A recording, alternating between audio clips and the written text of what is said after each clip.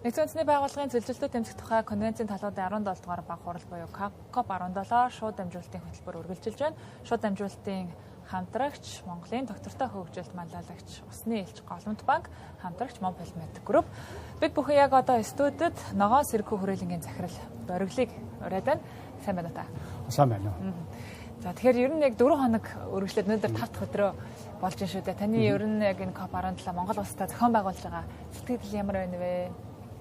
Яг зохион байгуулалтын хувьд бол маш сайн болж байна. Олон улсын арга хэмжээг бол үндсэндээ яг хэлэх юм бол нүүр улаахааргүй хэмжээнд зохион байгуулж чадж байна уу тийм. Энэ дээр бол одоо logistical хүмүүсийн одоо ажилтнуудын нэг үүрэг хариуцлага биелүүлж байгаа байдал тийм тэр яг тэр тухайн ажлынхаа байран дээр байгаа энэ бол олон улсад бол гологдохооргүй сайн болсон байна.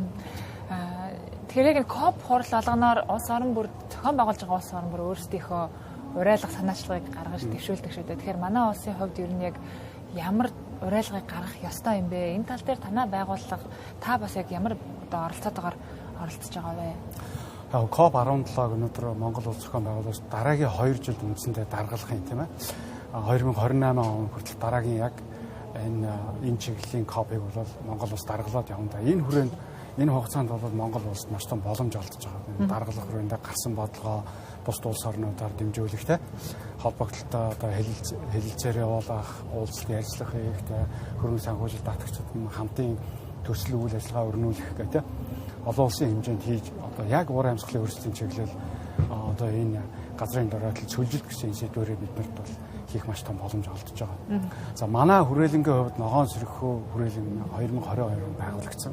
За бидний хувьд одоо гол өнөөдөр энэ COP17 дээр сан санаал болгож гаргаж байгаа зүйл маань ногоон хөгжлийн индекс гэдэг шинээр ийм одоо цоошин концепт одоо зарчмын хувьд бид нэр одоо шинэ өнцгөр хөгжлийг хэмжээ гэдэг сан санаачлал гаргаж байгаа маань.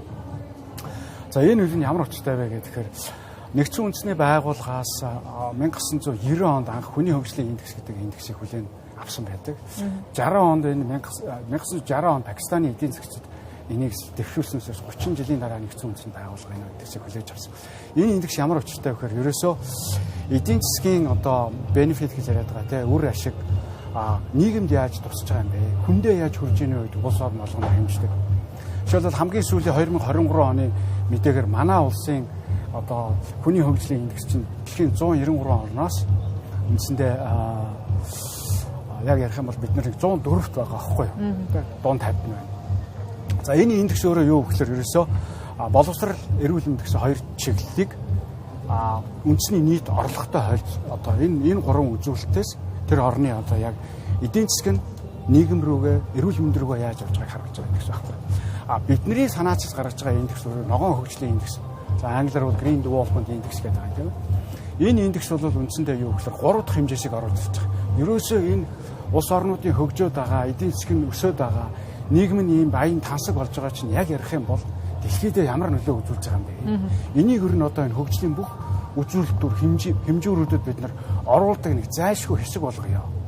Тэгээ энийг бид нар анх энэ үзэл санаа хэзээ гарч ирсэн бэ гэхээр 2011 онд манай хүрээлэнгийн тэргүүлэх эрдэмтэн доктор Чулуун дэлхийд алдартай Nature гэж сэтгүүл байгаа тийм. Тэр сэтгүүл өгүүлэг хэвлүүлсэн. Яг Nature-д одоо өгүүлэг хэвлүүлнэ гэдэг бол маш том даваа шүү дээ. Тэгээд энэ өгүүлгийн нэр нь бохирдуулагчдыг алдаршуулахаа болох цаг гэдэг. Ийм нэртэй өгүүлэг. Энэ өгүүлэг дээр юу гарсан бэ гэхээр одоо тэр нүүрс төрөгчийн давхар эслийн нэг хүнд ноогдох хэмжээг хөгжлийн индекст оруулдаг байя гэсэн анхны санаа гарсан байхгүй. Тэгээ энэ санааг бид нар үргэлжлүүлээд ингээд ярилцгаадаг байсан. Явсаар байгаад энэ юу болж хөрсөн бэ гэхээр бид нар ногоон сэрхүү хүрээлэн байгуулад Монгол улсын бүртгэлтэй төрийн бус байгууллага. Тэгээ манай хүрээлэн маань одоо юу гэх вэхээр энэ индексийг энийг улам төгөлдржүүлээд индекс болгоё гэх. Тэгээ гол одоо хүндрэлтэй юм юу байсан бэ гэхээр биднэрт бол ямар үзүүлэлтийг оруулах уу? Ямар датаг авах уу? Тэгээ өгөгдөл авах уу? 3 дугаарт ямар арга хэлбэрээр энийг тооцож гаргах уу? Тэгээ энэ тооцоосон арга бол үндсэндээ одоогийн хүний хөгжлийн индексийг тооцоосон аргатай ойролцоо яг төстэй арга байгаа. Дээр нь нэмээд одоо тэр хүрээлэн байгаа орчны индексийг оруулж ирсэн. Энэ нь нэг хүнд ноогдох нүүрс төрөгчийн давхар эсэл нөгөөх нь газрын дороотлог байхгүй. Тэгэхээр одоо энэ COP17 яг ярих юм бол газрын дороотлол те энэ чиглэлээр болж байгаа. Бид сая ногоон зоон дээр ногоон бүсд би сая энэ хурлынхаа тухай ярьсан. Тэгээд тэн дээр гарсан хүмүүсийн санал бол бас зөөр харчиж байгаа байхгүй. Энэ чинь одоо Риогийн Рио де Жанейро дэс нөгөө 3 удаагийн конвенцийг хоёртой шууд холбоотой юм байна шүү дээ. Өөрөлдөл одоо бид нар чи айгүйх тэр synergy гэж одоо нэрлэдэг байгаа. Өөрөлдөл ингэж хамтдагсан, нэгдгсэн байж болох нэ. Яагаад вэ гэхээр уур амьсгалын өөрчлөлт нь ерөөс бүх салбарыг хамарцгаа. Энд одоо ямар нэгэн улс орны хил хязгаар гэж алга, тийм үү? Монголд болж байгаа чөлийн шар шороо өнөөдөр Лос Анжелес Америк улсад бууж байгаа шүү дээ. Яг энэ бол далаахтлаа тийм. Тэгээ ингээ бодоход энэ бол аль хэдийн глобал гэж ярьдаг дэлхийн нийтийн асуудал болсон. Тэгээ энэ хүрээндээ бидний гаргаж ирж байгаа шинэ санаачлал бол ногоон хөгжлийн индекс.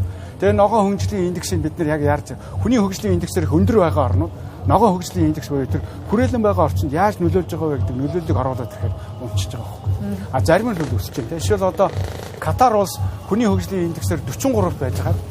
Яг ногоон хөгжлийн индексийг нь оруулаад хүрээлэн байгаа орчин тэр орны баян чинээлэг байдал, эдийн засгийн хувьд өсөлттэй байгаа, нийгэм дэвшилттэй байгаа яаж нөлөөлж байгааг харахад нөгөө улсын чинь индекс 136 байраар доошж байгаа. Өөрөөр хэлбэл 173 очиж байгаа.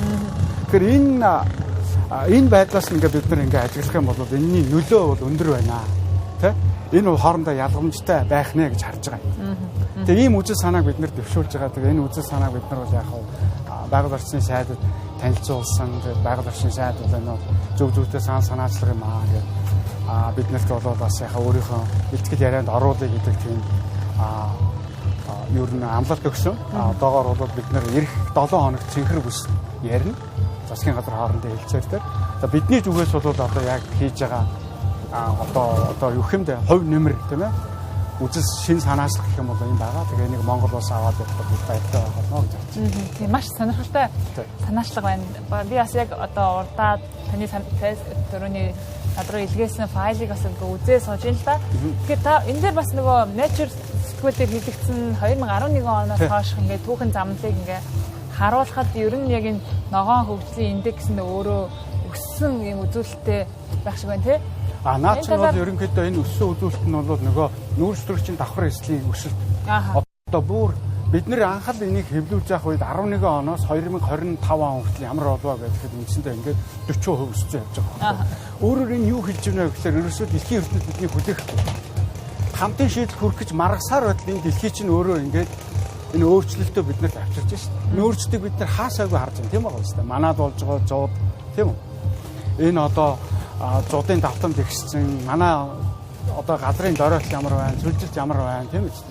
Өнөөдөр болж байгаа энэ хурал бол үндсэндээ арга хэмжээ гэхээсээ илүүтэйгээр дэлхийн олон нэг дуу хэлтэй, нэг ойлголттой байяа гэсэн асуудал шүү дээ. Ер нь. Тэгээ таны хувьд ер нь яг энэ хурлаас ямар хүлээлттэй байгаа вэ? Миний хувьд бол энэ хурлаас Монгол улс өөрөө уур амьсгалын өөрчлөлт сэдвийг Монгол улс олон улсын хүрээнд өөрийнх нь дипломат бодлого, геополитикийн том хүрээ сэдэв болгосон. Хизээ юм болсон байх гэхээр Монгол улсын ерөнхийлөгч Хөрс нэгдсэн үндэсний байгууллагын ассамбле дээр тэрбум мал санаачлаг гаргаад энэ зүгээр нэг мод тарих санаачлаг байгаагүй маа. Бид тэгж харж байгаа. Энэ бол Монгол улс уур амьсгалын өөрчлөлт гэдгийг Монгол улсын сэдэв дараагийн олон улсын төвшөнд ярих манай гол хүрээ тийм ээ. Манай дипломат бодлогын суур гэж би харж байгаа. Тийм учраас одоо энэ Риогоос гарах одоо Монгол улсын санаачлагууд Монгол улсын өмнө тавигдсан тэрбум мод гэсэн энэ уур амьсгалын өөрчлөлтийн хүрээнд холбоотой байгаасай. За цаашдаа залгам чанартай байгаасай. Ерөнхийлөгчийн институт энийг авч явдаг тийм сэдвүүдийг COP 17-оор Монгол Улсын засгийн газар хөндөж тавиасай гэж бодож байна. Бид бол яг албаны улсуудад тодорхой танилцуулга хийхдээ би сая хэлсэнчлэн манай ногоон хөгжлийн индекс гэдэг бол Монгол Улсын ерөнхийлөгчийн санаалсан тэрбум модны үргэлжлэл. Өөрөөр хэлбэл уур амьсгалын өөрчлөлт гэдгийг том сэдвдэх манай дараагийн алхам болно. Тийм ээ? Би тэрбум модыг санаачлаа, дэлхийн адууны өдөр санаачлаа. Одоо 3 дахь нь ногоон хөгжлийн индекс байж болно. Яг ярих юм бол тань сонирхуулгад телевиз үзэгчд маань бас сонирн байх. Хүний хөгжлийн индексийг Пакистаны эдийн засгийн санаачилж оруулсан шүү. Бид яагаад ногоон хөгжлийн индексийг Монгол улс дэлхийд ярьж болохгүй гэж. Яагаад Монгол улс одоо яг ярих юм бол энэ өвөр байгалийн чиглэл, байгаль нуурын доотлын энэ хэсэг те. Одоо яг ярих юм бол бид нэр далайн түвшнээс хамгийн өндөрт байгаа. 1400-аас 1600 метрийн өндөрт байдаг. Бид уур амьсгалын өөрчлөлтийн хамгийн хүнд хэцүү нөлөөллийг бид авч байна. Манай дэлхийн дулаарлаас 2.5 дахин их байна. Жилийн одоо дунджаар тийм ээ. Тэгэхээр бид яагаад одоо энэ нөлөөлөлд хамгийн хөрчөж байгаа бид яагаад ийм санаачлал гаргаж болохгүй вэ? Яагаад би энэ дээр тавьж болохгүй гэдэг дээр би иргэн хүний хувьд одоо энэ институцийн захирал эдэмцэн судлаачдынхаа өмнөөс хэлэхэд бол ийм санаачлага байж болно гэж харж байна. За цагаараа ярилцлага өгсөн танд маш их баярлалаа. Таны цаашдаа ажил амжилт хүсье. За. Өдөртөө бид бүхэн ногоон сэрхүү хүрээлэнгийн захирал Борголтой уулзаж ногоон хөгжлийн индексийн талаар ярилцлаа. COP17 шууд дамжуулалтын хөтөлбөр үргэлжлүүлэн та бүхэндээ онцлог зочдын байр суурийг хүргэсээр болно.